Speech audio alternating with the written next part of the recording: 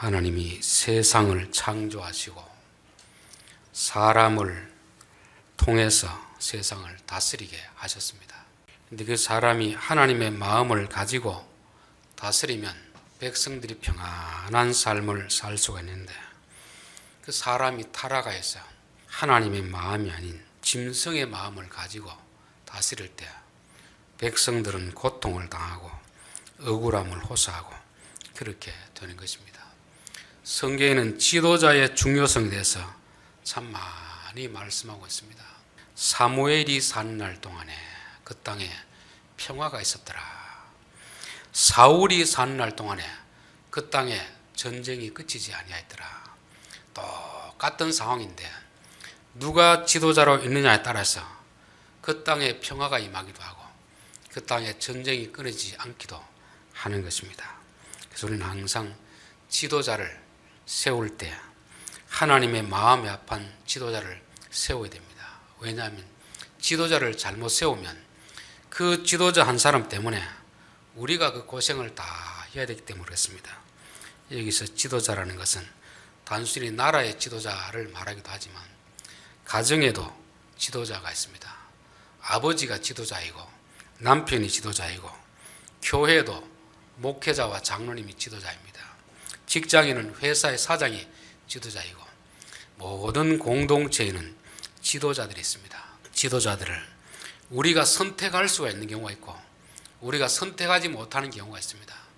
부모는 사실 우리가 선택할 수 있는 게 아니잖아요. 부모는 참 좋은 부모 밑에 태어나면 복이지만 그렇지 않는 가정에서 태어나면 어쩔 수 없습니다. 그것을 우리가 수용하고 내가 좋은 부모가 되어야지, 나는 우리 부모와 같은 사람이 되지 말아야지, 늘 그런 마음을 가져야 됩니다.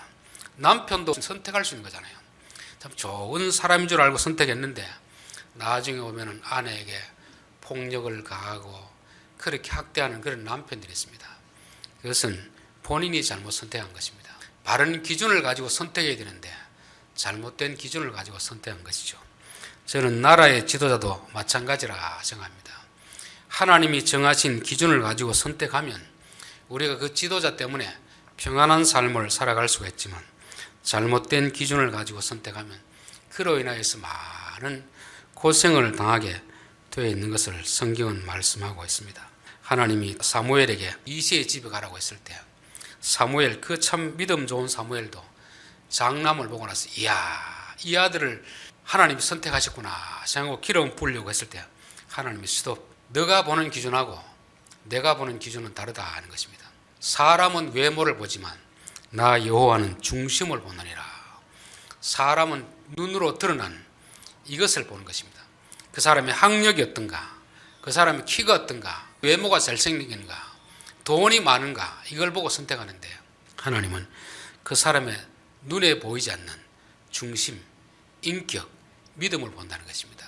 그래서 우리가 사람을 선택할 때 이 남편이든 어떤 한 조직의 공동체 지도자이든지 항상 기준이 하나님의 기준을 가지고 선택해야 됩니다.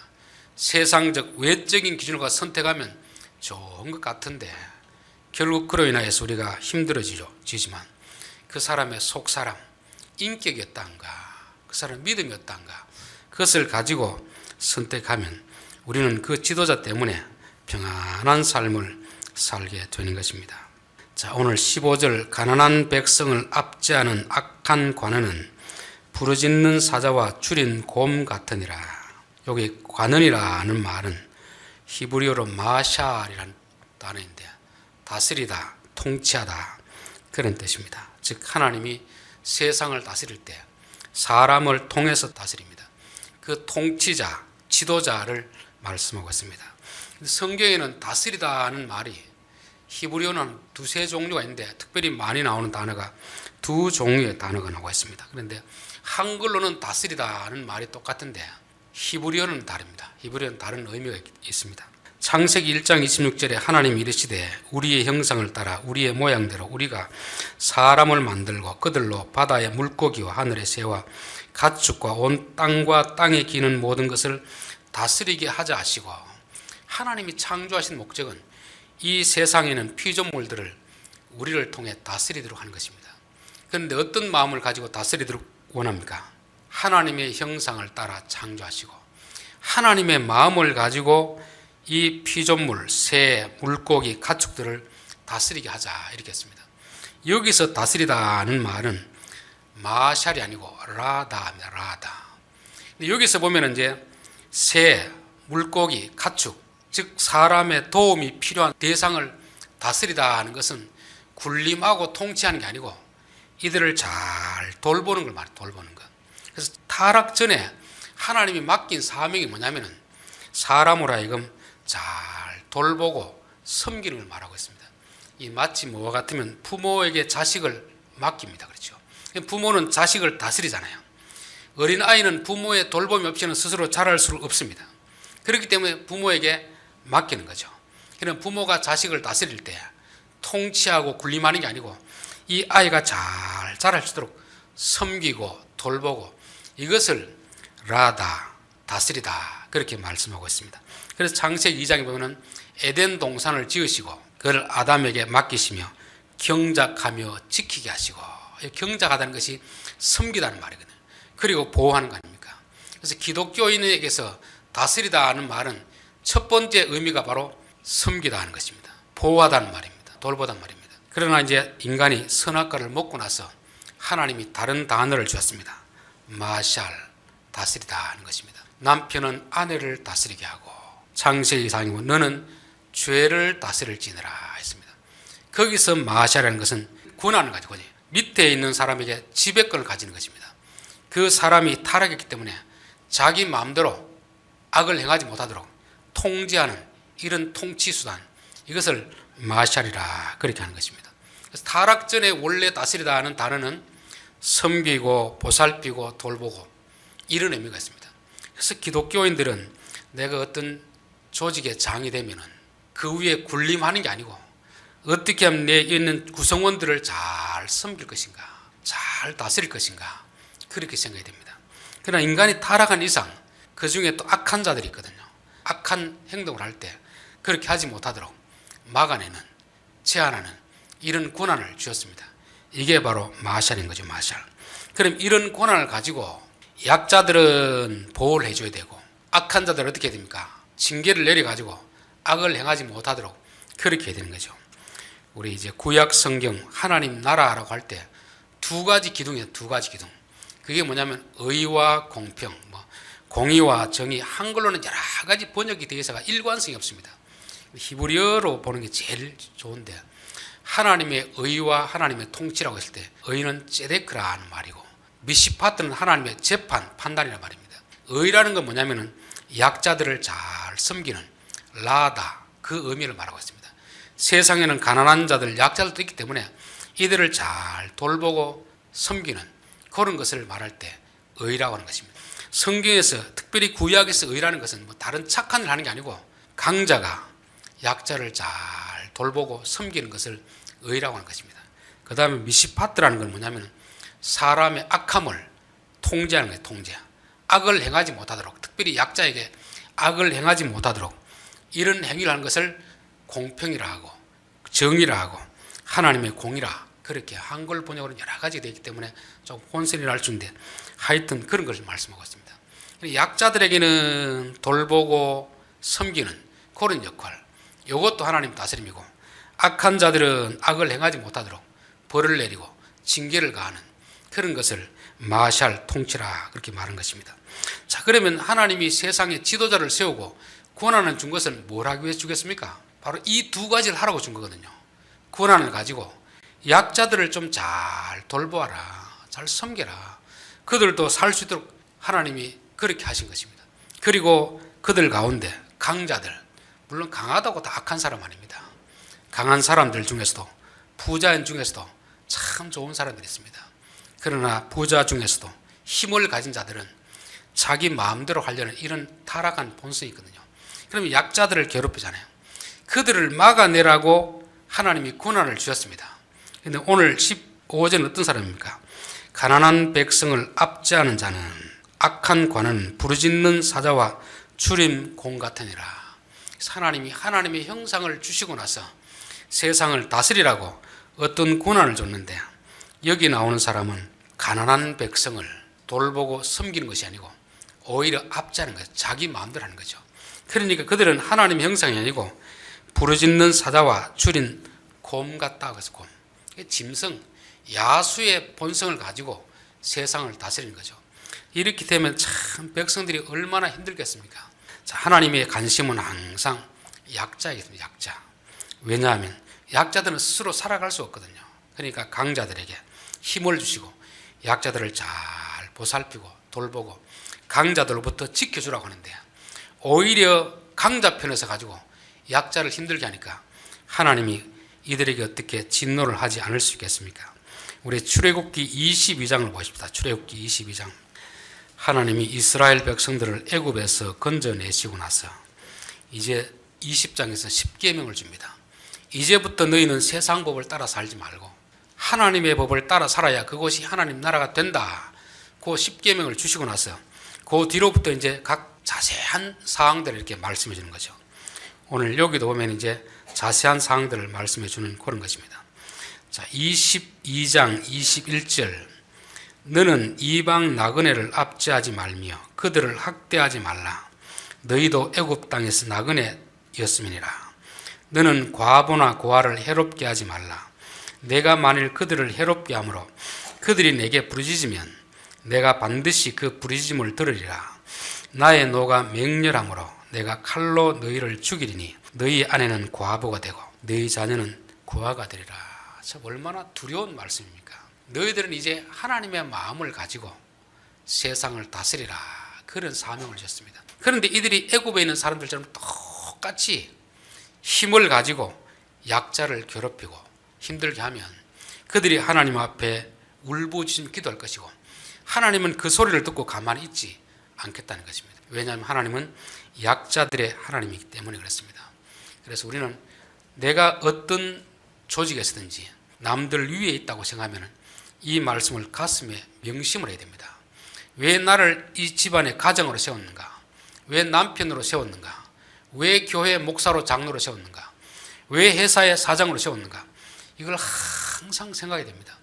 그 아래 사람들을 돌보고 섬기라고 세웠습니다. 그런데 이 사명을 잊어버리고 가난한 자를 학대하는 자는 하나님이 그냥 두지 않겠다는 것입니다.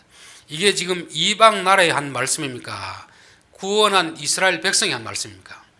이스라엘 백성이 한 말씀입니다. 그래서 저는 특별히 믿는 사람들이 갑질하는 거 보면 참 두렵다는 생각이 듭니다. 세상 사람들은 모르기 때문에 그렇게 하지만 적어도 하나님을 믿는 사람은 그렇게 해서 안 됩니다. 가정에서도 아무리 성질 나더라도 하나님이 내가 하는 행동을 보고 뭐라고 하실까를 봐야 됩니다. 남편으로서 아내에 대해서도 마찬가지입니다. 모든 조직에서 내가 힘으로나 지위에서 우위에 있는 그런 위치인 사람들은 항상 이 마음을 가지고 다스리는 그런 삶을 살아야 됩니다. 자, 시편 146편을 보십시다. 5절부터 보겠습니다. 야곱의 하나님을 자기의 도움으로 삼으며 여호와 자기 하나님께로 자기의 소망을 두는 자는 복이 있도다. 여호와는 천지와 바다와 그 중에 만물을 지으시며 영원히 진실함을 지키시며 억눌린 자들을 사람들을 위해 정의로 심판하시면 이게 하나님의 미시파트입니다. 미시파트. 줄인 자들에게 먹을 것을 주시는 이시로다. 여호와는 갇힌 자들에게 자유를 주신도다. 여호와께서 맹인들의 눈을 여시며 여호와께서 비굴한 자들을 일으키시며 여호와께서 의인들을 사랑하시며 여호와께서 나그네들을 보호하시며 고아와 과부를 붙이시고 악인들의 길은 굽게 하시노다. 하나님은 약한 자들, 억울함을 받은 자들에게는 복을 주시고 지켜주지만 악을 행하는 사람들은 하나님이 맹렬한 진노로 벌을 내리신다는 것이 바로 성경의 말씀입니다. 그래서 저는 세상 사람들이야 뭐 힘을 가지고 권력을 가지고 갑질하고는 뭐 할 수 있다고 봅니다. 안 해야 되는데 왜? 하나님을 모르기 때문에 타락한 본성을 가지고 그렇게 할 수 있지만 적어도 예수 믿는 사람들은 가정에서나 교회에서나 직장에서는 결코 그렇게 해서는 안 됩니다. 우리의 본성이 착해서가 아니고 하나님이 공의롭게 세상을 다스린다는 걸 알기 때문에 늘 조심해야 됩니다. 저는 목사님, 장로님들 가운데서도 갑질을 하다가 그 하나님의 징계를 받는 것을 몇 번을 봤습니다. 야, 참 두렵다. 세상 사람이 아니고 교회 안에 있는 목회자이고 장로님인데 교회를 분란하게 하고 교인들을 힘들게 하니까 하나님이 참 잔인하게 그들을 징계하는 걸 보고 나서 참 두렵다는 것을 제가 느꼈습니다. 그래서 저는 우리 교회 성도들은 절대 어떤 자리에 있든지 하나님의 통치가 우리를 통해서 나타나게 해야지 짐승의 통치가 나타나게 해서는 안 됩니다. 그래서 항상 어떤 조직의 장이 됐을 때는 항상 두렵고 떨리는 마음으로 하나님의 통치가 나를 통해서 나타나고 있는지 짐승의 통치가 나타나고 있는지 늘 점검을 해야 될 줄 믿습니다. 다윗 같은 자가 다스리니까 그 나라가 평화롭잖아요. 근데 아합과 같은 악한 지도자가 다스리니까 그 땅에 기근이 생기고 많은 백성들이 고생하게 된 것입니다. 저는 오늘날 교회도 세상도 마찬가지입니다. 지도자가 하나님을 두려워하고 그 지도자를 통해서 하나님의 통치가 나타나면 그 교회, 그 땅에 복을 주십니다. 그러나 하나님의 통치를 무시하고 인간의 다스림, 짐승의 다스림을 나타내면 하나님께서 분명히 징계를 가하신다 그렇게 믿습니다. 자, 26장 16절 무지한 치리자는 포악을 크게 행하거니와 탐욕을 미워하는 자는 장수하리라. 무지하다는 것은 많이 배우지 못했다는 게 아니고 이해력이 부족한 사람들, 분별력이 없는 사람들, 그런 사람을 말하는 것입니다. 자, 우리가 친구는 마음씨 좋은 사람을 친구로 둬도 됩니다. 그러나 지도자가 될 사람은 마음씨만 좋아서는 안 됩니다. 분별력이 있으나 분별력. 이게 선이고 이게 악이고 판단할 수 있는 능력이 있어야 됩니다. 솔로몬 앞에 2명의 여자가 와가지고 서로 자기 아들이라고 주장할 때 솔로몬은 하나님이 지어가지고 정확하게 그걸 판단해내잖아요. 이 여자가 악한 여자구나. 이 여자가 선한 여자이구나. 이거를 판단해야 지도자의 자격이 있는 것입니다. 세상 지도자들도 마찬가지고 교회 지도자들도 마찬가지입니다. 무지한 자는 지도자가 되면 안 됩니다. 선악을 분별할 줄 알고 또 진리와 거짓을 분별할 줄 알고 악한 자와 약한 자를 분별할 줄 알아야 지도자가 되는 것이지 분별력이 없으면 포악, 막 힘으로 짓눌려는 이런 사람이 되는 것입니다. 그래서 항상 우리는 지도자가 될 사람들은 지식이 있어야 되고 분별력이 있어야 되고 지혜가 있어야 된다. 그런 자를 지도자로 세워야 됩니다. 그렇지 않는 자를 지도자로 세운 것은 스스로 우리가 고생의 길을 접어드는 것이죠. 자, 하나님이 처음으로 피조물을 맡길 때 뭐라고 하냐면 너희는 땅을 정복하라. 땅을 정복하라. 정복이란 말도 그 대상을 완전히 파악하라는 걸 말씀하거든요. 대상을. 그래서 창세기 2장에 보면 하나님이 아담에게 짐승들을 쫙 앞에 갖다 주잖아요. 그리고 나서 어떻게 이름을 짓나 보려고 보고 계신 것입니다. 여러분, 이름을 짓는다는 것은 그냥 되는 대로 짓는 게 아닙니다. 그 짐승의 특성을 다 파악하고 나서 그 짐승이 가장 맞는 그런 이름을 지어주는 것입니다. 그래서 우리가 어떤 장이 되려고 하면 적어도 그 조직 구성원들을 어느 정도 다 파악해야 됩니다. 그럼 모르고 어떻게 하겠습니까? 내가 상대방도 모르고 그 업무 일도 모르고 이 조직의 장이 되면 밑에 사람들이 존경 안 합니다. 무시라는 거죠. 그렇기 때문에 우리가 어떤 지도자가 되려고 하면 적어도 많은 공부도 해야 되고 하나님의 지혜도 있어야 되고 판단력이 있어야 됩니다. 이런 상황에서 어떻게 판단해야 될 것인가 판단력을 가져야 되는 것이고 무지한 자는 포악을 행하게 포악. 모르면 계속 밀어붙이는 거죠. 악만 행하는 이런 지도자가 되는 것입니다. 그 다음 세 번째 탐욕을 미워하는 자는 장수하리라. 탐욕. 누구나 욕심이 있습니다. 그런데 지도자가 될 사람은 욕심을 가지서는 안 됩니다. 저는 정치인들을 뽑을 때 기업에서 성공한 사람을 정치인으로 뽑는 그런 경우가 있습니다. 미국도 그렇고 한국도 그런 경우가 있었습니다. 여러분 기업가하고 정치가는 살아가는 방식 자체가 다릅니다. 기업가는 돈을 버는 사람이지만 정치가는 돈을 잘 쓰는 사람들이 돼야 됩니다. 백성들 위해 돈을 잘 쓰는 사람을 뽑아야 되는데 그런데 그들이 만약에 돈에 대해 욕심이 있으면 어떻게 하겠습니까? 그 권한과 지위를 가지고 자기 개인 사익을 추구하는 사람이 되잖아요. 지도자가 되려고 하는 사람은 부자 되려고 하는 마음이 있어서는 안 됩니다. 지도자가 되려는 사람은 자기의 인격과 실력을 가지고 백성들을 부하게 하는 사람이 지도자가 돼야 되지. 내가 이 권한을 가지고 부자가 되겠다. 그러면 그 사람은 반드시 멸망하게 되겠습니다. 그래서 사회 지도자들, 판사, 변호사, 검사 이런 사람들은 부자가 되려는 생각을 가지면 안 됩니다. 그러다 보면 계속 뇌물을 받게 되고 그러면 재판을 굽게 하게 되거든요. 그래서 성경에도 재판장들은 뇌물을 받지 마라. 뇌물. 월급이 적더라도 명예를 가지고 살아야지 왜 돈을 받아가지고 부자가 되려고 하느냐. 그래서 적어도 우리나라에도 사자가 달린 직업은 부자가 될 생각을 하고 있으면 사자가 되면 안 됩니다.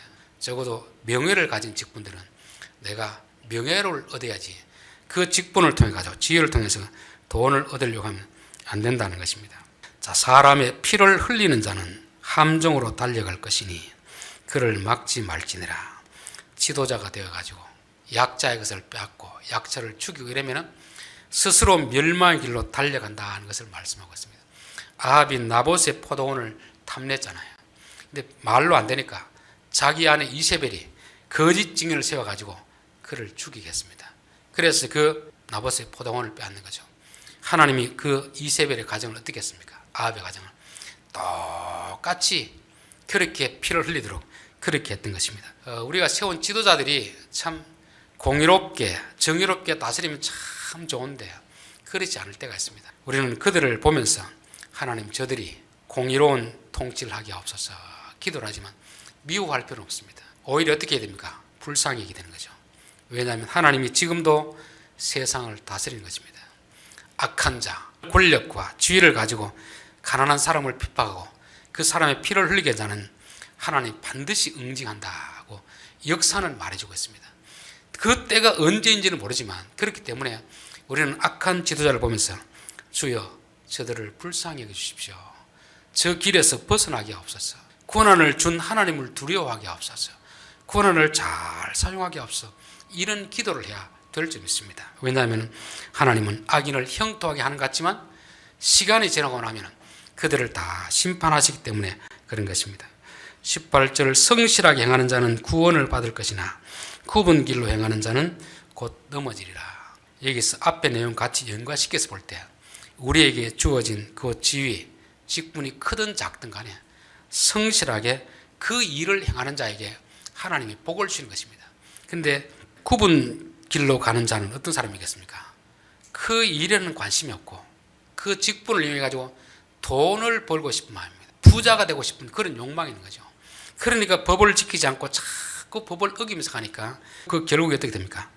넘어지게 되리라. 결국 멸망하게 된다는 것을 말씀하고 있습니다.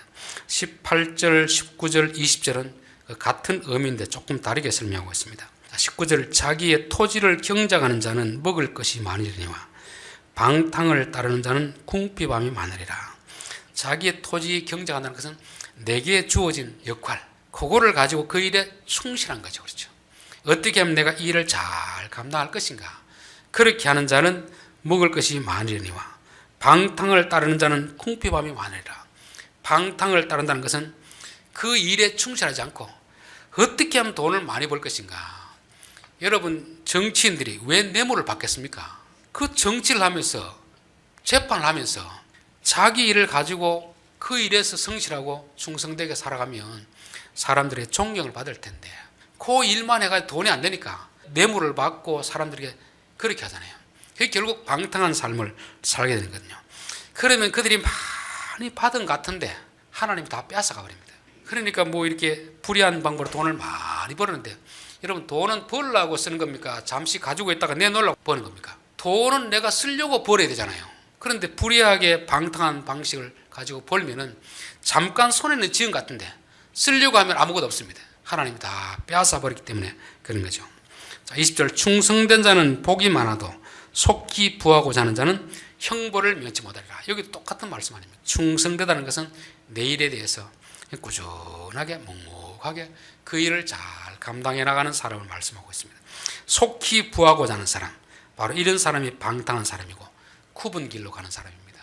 이런 자들은 잠시는 그런 방식을 가지고 부자가 될 수도 있고 권력을 잡을 수도 있습니다. 그러나 하나님은 그들을 반드시 심판한다고 말씀하셨기 때문에 우리가 부러워할 필요가 없고 오히려 불쌍히 여기며 살아야 된다. 성경은 분명히 가난하고도 정직하게 사는 것이 부하고도 잘못되게 사는 것보다 낫다고 했습니다.